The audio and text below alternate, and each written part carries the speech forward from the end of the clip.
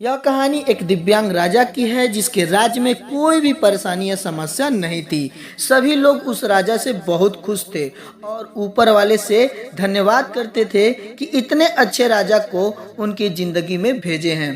वह राजा दिव्यांग था, उसकी एक आंख नहीं थी और एक पैर नहीं था, लेकिन फिर भी राजा को इस बात का कोई मलाल नहीं था। एक दिन राजा अपने महल के गलियारे में घूमते हुए अपने पूर्वजों की लगी तस्वीर को देख रहा था और सोच रहा था कि मेरे पिताजी इतने सूरवीर थे और उनके पिताजी भी इतने सूरवीर थे। हमें इतने सूरवीर खानदान में जन्म लेने का मौका मिला, यह ऊपर वाले का धन्यवाद है। राजा ने सभी चित्र को देखते हुए आखिरी चित्र तक पहुंचा और फिर उस खाली जगह को देखा तो वह चिंता में पड़ गया, क्योंकि उसे मालूम था कि अब यहाँ जो पेंटिंग लगेगी या तस्वीर लगेगी वह उसी की लगेगी। लेकिन राजा को इस बात की चिंता नहीं थी कि वह मर जाएगा। चिंता इस बात की थी कि वहाँ जो पेंटिंग लगेगी वह कैसी लगेगी।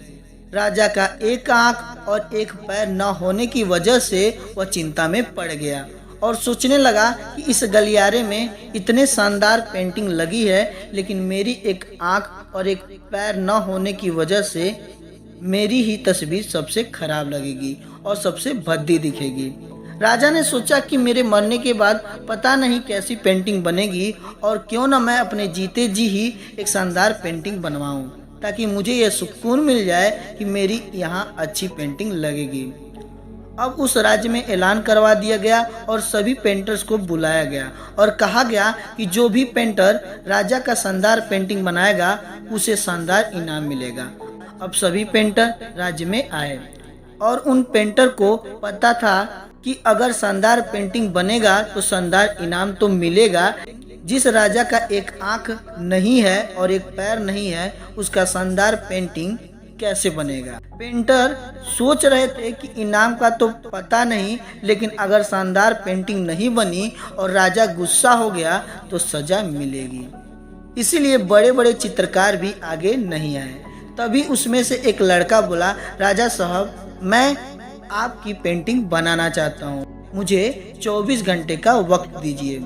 सभी बड़े बड़े पेंटर हैरान हो गए कि ये लड़का क्या पेंटिंग बनाएगा, और अगर राजा को पेंटिंग पसंद नहीं आई तो इसे जरूर सजा मिलेगी। राजा बोला, ठीक है, आप बना करके आइए। अगले दिन वो लड़का तस्वीर बनाकर लाने वाला था और दरबार पूरी तरह से भर चुका था। लोग दूर दूर से ये देखने के लिए आए थे कि वह लड़का कैसा पेंटिंग बनाकर लाएगा। अब लड़का जब उस राजा की पेंटिंग बनाकर लाया तो लोग आश्चर्यचकित रह गए। सब लोग जोर जोर से तालियां बजाने लगे, सीटी बजाने लगे, और जब राजा ने उस पेंटिंग को देखा तो वह खुश हो गया और बोला कि वाह, इससे अच्छी पेंटिंग तो इस पूरे गलियारे में नहीं है। राजा ने उस लड़के को बहुत सारा इनाम दिया।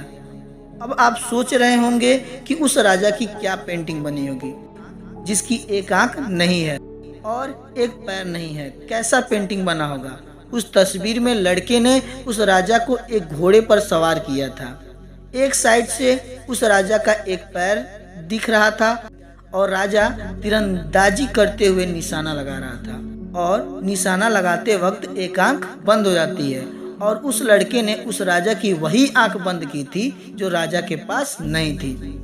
इस तरह से उस लड़के ने राजा को निशाना लगाते हुए घोड़े के ऊपर सवार दिखाया, जिससे एक आंख बंद और एक ही पैर दिखाया, और इतना शानदार पेंटिंग बनाया था कि वह अब तक की सबसे सर्वश्रेष्ठ पेंटिंग थी।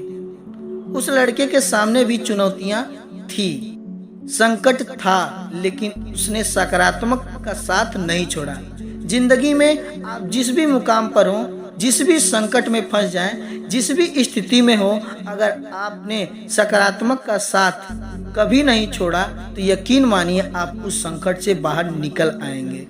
जिंदगी में उम्मीद का साथ मत छोड़िए, क्योंकि जिसने उम्मीद का साथ छोड़ दिया तो फिर जिंदगी उसका साथ छोड़ देती है।